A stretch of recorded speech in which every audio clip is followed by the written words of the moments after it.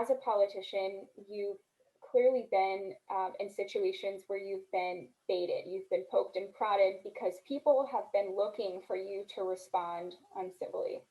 And what are some best practices, some tips and tricks of the trade, if you will, for how to rise above that, how to remain calm, how to respond respectfully and civilly when you are in that situation?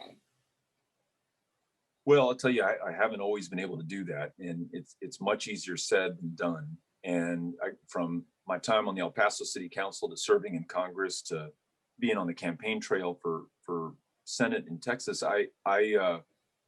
probably too many times where I took the bait and someone was uncivil to me and I engaged in that same way. But what I learned over time is that it can be extraordinarily disarming to be kind. If someone gets in your face and they're really ugly, they say something awful about you.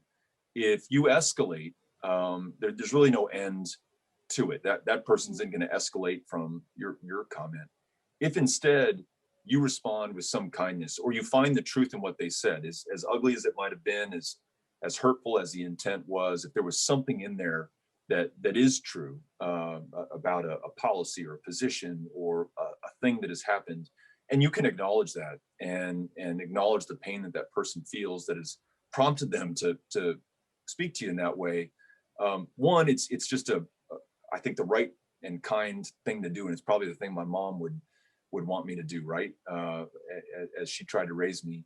And two, it really lowers the temperature and allows you, if you're interested in doing so, to actually have a productive conversation about the issue at hand. So Courtney's examples, not everyone's going to agree with my position on AR-15s and AK-47s. I don't think they should be sold. They were designed for use on a battlefield to kill people, and that's where they should stay. You don't need them to hunt. You don't need them for self-defense. Now, look, a lot of people will have a very different view from me on that, and that's fine. And I think there's merit and wisdom in the other side of this argument. And for the most part, you can have that argument civilly and peacefully. But what I found is at times people would show up to town hall meetings with AR-15s and AK-47s, and I think an attempt to intimidate or goad me into saying something.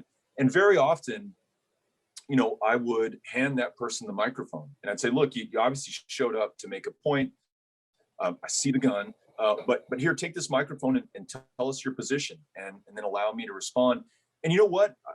You'd be surprised, but very often after those town halls, the person who'd come to protest and to goad me and trying to maybe incite something would come up afterwards and say, here's my cell phone number. Next time you're in San Antonio, look me up.